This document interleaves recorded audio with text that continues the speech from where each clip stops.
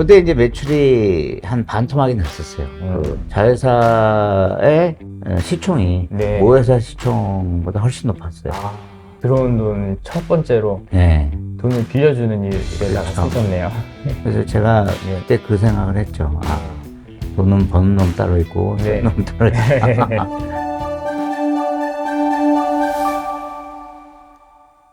안녕하세요. 저는 다오벤처스 대표 권호정입니다. 다오벤처스는 블록체인 기술이 반영된 웹3 커뮤니티 플랫폼 회사입니다. 다양한 분야의 구성원들이 진입할 수 있는 문화를 만들고 일반 대중들이 쉽게 웹3 생태계에 들어올 수 있도록 서비스를 만들고 있습니다. 다오벤처스가 구축한 오프라인 네트워크와 블록체인 생태계가 서로 연결되어서 다양한 연령층의 대중이 참여할 수 있습니다. 그 안에서 서로가 활발하게 교류가 이루어질 수 있도록 선순환 구조를 만들어가고 있습니다. 오늘은 현재 저희 다오벤처스의 CTO를 맡고 계시고 제가 회장님이라고 부르기도 하는 박용수 CTO님을 모셔서 인터뷰를 진행하도록 하겠습니다. 안녕하세요. 네. 저희 오늘 인터뷰 이렇게 응해주셔서 감사드리고요. 저희 CTO님의 인생 스토리에 대해서 영상을 한번 남기려고 오늘 이 자리를 만들었습니다. CTO님께서는 회사를 창업하셔서 상장해보신 경험까지 있으신 걸로 알고 있는데요. 먼저 CTO님의 직장 생활이 어떠셨는지 그때부터가 좀 궁금합니다. CTO님께서는 첫 직장이 어디셨나요? 현대전자였죠. 그러니까 지금은 SK 하이닉스로 바뀌었지만, 당시에는 현대전자라고. 아, 네. 현대전자에 어떤 일을 하셨나요? 주로 제조 라인에서의 산업 현장, 네. 그 라인에서의 자동화 설비를 개발하고 설치하고 네. 그런 쪽 일을 주로 했습니다. 아, 그래서 네. 뭐 그런 케이스에서 현대전자에서는 개발 관련 우리나라에 장영칠상이라고 있는데 네. 그걸 공동 수상 한번 했었죠. 아, 네. 언제부터 혹시 그런 코딩을 공부하시게 되셨나요? 기억해보자면은 한 고등학교 2학년 때 정도 될 것 같아요. 그때 EBS에서 아마 그 컴퓨터 프로그램 관련된 교육이 있었는데 네. 그걸 보고 음, 조금 제 흥미가 있어서 EBS 교육도 받고 그다음에 실습도 해보고 이게 하나의 인연이 돼가지고 네. 프로그램 공부를 하다가 음, 그 대학교 졸업할 때는 이제 원래 기계공학이 전공이었기 때문에 기계 쪽으로 좀 현대 전공이나 뭐 이런 쪽으로 갈 수 있었는데 아마도 그 인연 때문에 아마 현대 전자로 입사하게 된 게 아닌가 그렇게 생각합니다. 그래서 네. 학교 때도 역시 대학교 때도 역시 컴퓨터 동아리 서클에 있었기 때문에 네. 그 친구들하고 같이 그런 통계 처리라든지 뭐 이런 거를 잠깐 알바 비슷하게 하기도 했었어요. 아, 현대전자에서 삼성전자로 회사를 옮기신 걸로 알고 있어요. 네. 옮기시게 되신 계기는 어떻게? 그 삼성은 이제 자동화 연구소라는 네. 쪽에 연구소로 가게 돼 있는 거였고 이쪽은 이제 현대전자는 사업부였어요. 그러니까 사업부는 아무래도 그 개발한다든지 이런 부분들에서 상당히 좀 부담감이 많이 있어요. 반드시 뭐 성공해야 된다든지 뭐 여러 가지가 좀 예산 따기도 어렵고 근데 삼성은 그런 연구소 제도가 잘 돼 있어서 박사님들도 많고 네. 뭐 이런 분들하고 네. 같이 뭐 개발을 해보고 싶었죠. 그래서 옮기게 된 것 같아요. 그 연봉도 좀 더 높게. 아마도 정확히 지금 기억은 안 나는데 아마도 조건도 좋았던 것 같아요. 아, 네. 그렇게 이제 삼성전자로 옮기시게 되셨는데, 거기에서도 5년 만에 직장을 그만두시고 창업을 하시게 되셨어요. 그렇죠. 네. 네. 어떻게 그렇게 되셨는지. 삼성전자 당시에 우리나라 98년도, 97년도 이쯤에 IMF라는 게 왔었죠. 그래서 위기가 오면은 연구소 조직은 많이 축소를 시킵니다.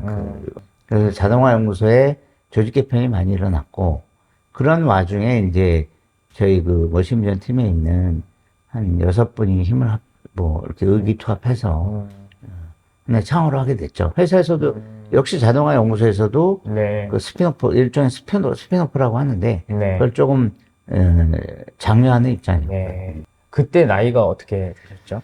그때 아마 30대 초반? 33 정도 됐을 거예요, 아마. 아, 33세 창업을 하실 때 자녀분들도 있으셨나요? 있었죠. 아, 정확히 기억을 하면 예. 두 명 있었을 거예요. 예. 좀 쉽지 않은 결정이셨을 것 같은데, 쉽지 않았죠. 주변에서는 다들 어떻게 응원을 많이 해주셨나요? 전부 다 말렸죠, 전부 다. 아, 왜? 보통 이제 예. 우리나라는 네. 창업을 하거나 뭔가 사업을 하는 걸 대부분 많이 말려요. 네네. 옛날부터 그랬고, 지금도 역시 그런 어떤 흐름이 있는 것 같고, 기억이 나는 건 와이프는 처음엔 좀 말리다가, 네. 나중에는, 네. 좀 적극적으로, 네. 한번 해보라고 했던 것 같아요. 아, 그러면 그 사모님께서 큰 힘이 되셨겠네요. 그렇죠. 네. 그러면은 시초님께서는 정작 그 당사자로서 그때 창업을 하러 이제 나갈 때 느끼신 감정이 딱 자신감과 확신이 있으셨나요? 아니면 불안감, 두려움도 크셨는지? 반반이었던 것 같아요. 네. 그때 할 수 있었던 거는 어떻게 보면은 음. 같이 하는 사람이 있었기 때문인 것 같아요. 그게 많이 도움이 됐다고 보이고, 네. 만약에 혼자서 나가서 한다라고 했으면은, 글쎄, 저도 뭐 장담은 못 하겠어요. 근데 6명이라는 네. 분들이 같이 의기투합을 네. 했기 때문에, 네. 그게 하나의 긍정적인 적으로 많이 작용했던 것 같아요. 네. 되게 재밌었던 것 같아요. 아주. 네. 뭐 첫 매출을 일으키고 하면은 다 같이 모여서 네. 저녁에 네. 소주도 한잔하고, 네. 그래서 아주 굉장히 액티브하게, 굉장히 네. 즐거웠던 것 같아요. 그 회사가 성장해 나가면서 여러 가지 또 어려웠던 부분도 있으셨을 것 같은데요. 그렇죠. 네. 큰 위기라고 한다면 좀 기억에 남는 일이 있으셨을까요?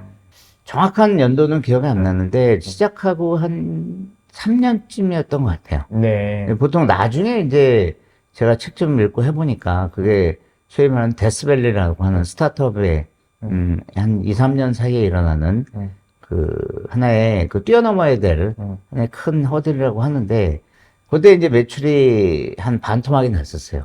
바로 전년도 매출이.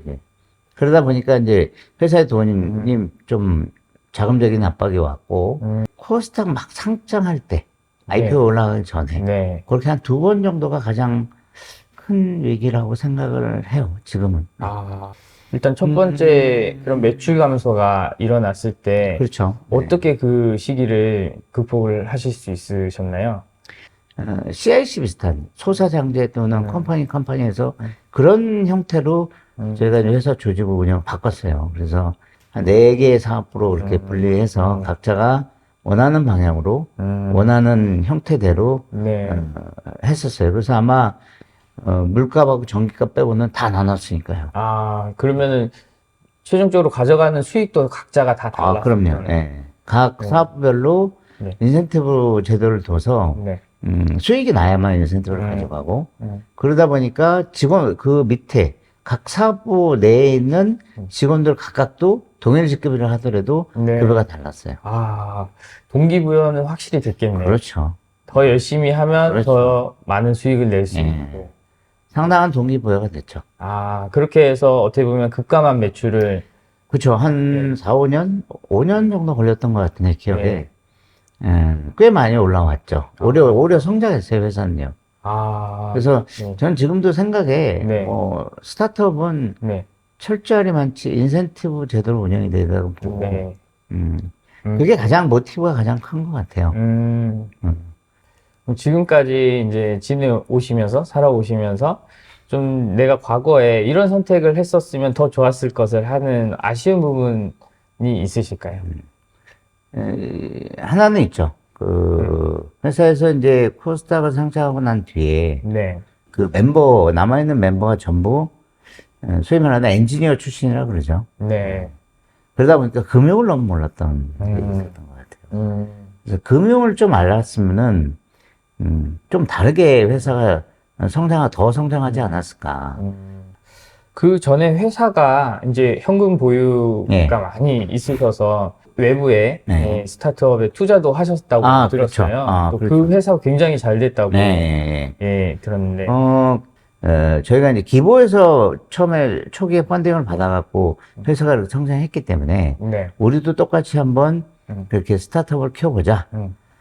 그때 마침 이제 어떤 음. 후배가 찾아왔는데 하는 내용을 보니까 이게 이제 저희가 이제 이 빚을 다루기 때문에 뭐 가시광선이니 뭐 이런 걸 다루는데 그 중에 하나가 자외선 영역에 있고 적외선 우리가 다루지 않은 네. 그 영역이 있었는데 그 친구가 이제 자외선 쪽, 그러니까 엑스레이죠. 일종의 네. 단파장 쪽인데 그쪽 일을 하고 있었기 때문에 자연스럽게 그러면 스펙트럼 확장하자. 우리 영역을 가시광선에서 자외선까지, 엑스레이까지. 그렇게 얘기가 돼가지고 이제 그 자회사, 그 이노메이트라는 회사인데 아. 그 회사를 M&A를 했죠. 아. 처음에 적자가 좀 많이 있었어요. 네. 뭐한 8명 정도였는데 매출이 그렇게 높지가 않았죠. 한 10억 단위라 가지고 그거를 한 4년, 기억에 한 3, 4년, 4년 정도 네. 조금 제가 이제 인큐베이팅도 하고 아. 소프트웨어적으로도 저희는 소프트웨어가 강하고 네. 그쪽은 좀 하드웨어가 강한. 아.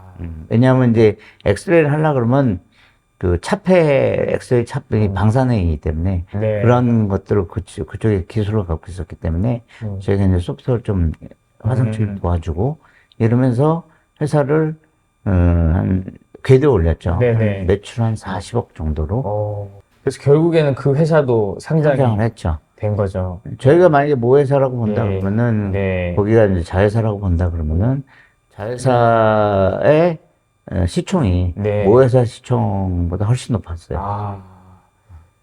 얼마인지 정확히 기억은 안 네. 나는데 한 서너 배 됐던 것 같아요. 네. 시초님께서 생각을 하실 때 스타트업이 생존하기 위해서 꼭 필요한 게 있다면은 어떤 부분일까요? 흔한 말로 으쌰으쌰 하는 게 있어야죠. 아, 네. 단합이죠. 그 네, 단합. 네.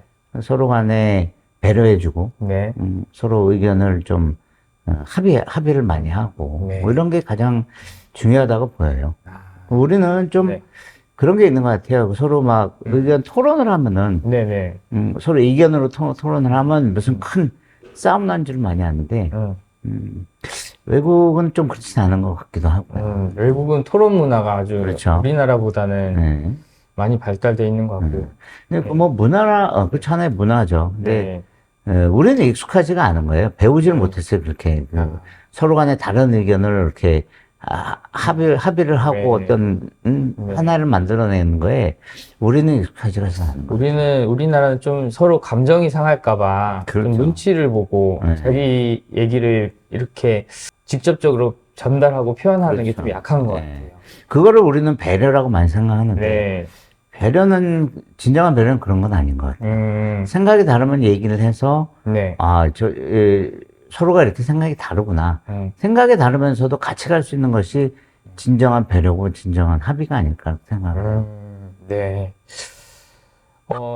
회사가 그러면 이제 스타트업을 넘어서서 어느 정도 성장 궤도에 올라왔을 때 그때는 또 어떤 부분이 중요할까요?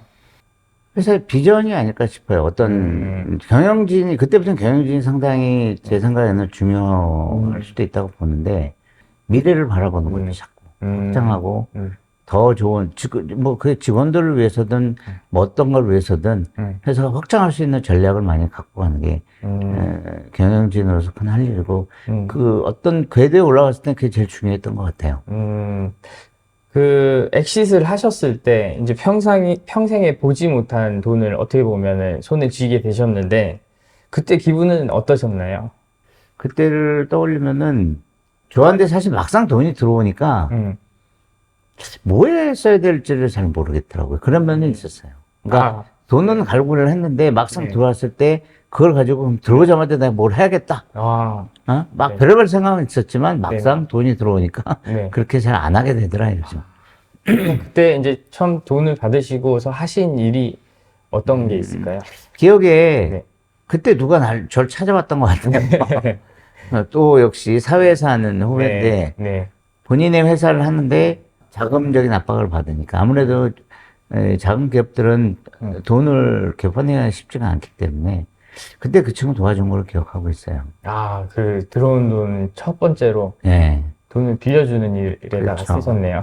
그래서 제가 네. 그때 그 생각을 했죠. 돈은 버는 놈 따로 있고, 네. 쓰는 놈 따로 있다. 네. 그 큰 돈이 생기기 전의 삶과 또 이제 그 돈이 생겼을 때 삶이 좀 많이 달라지셨을 것 같은데, 생활의 여유는 많이 생겼고요. 음.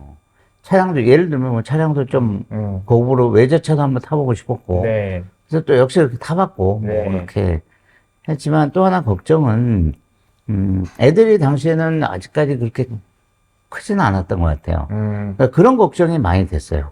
혹시라도, 세상이 많이 험해지니까, 뭐, 이게 맞을지 모르겠지만, 뭐 납치라도 당한다든지, 그런 걱정은 꽤 있었어요. 그래서 절대로 나가서 네. 티내지 마라. 네. 오히려 불안감이 생겼네요. 그렇죠. 네. 돈이란 그런 것 같아요.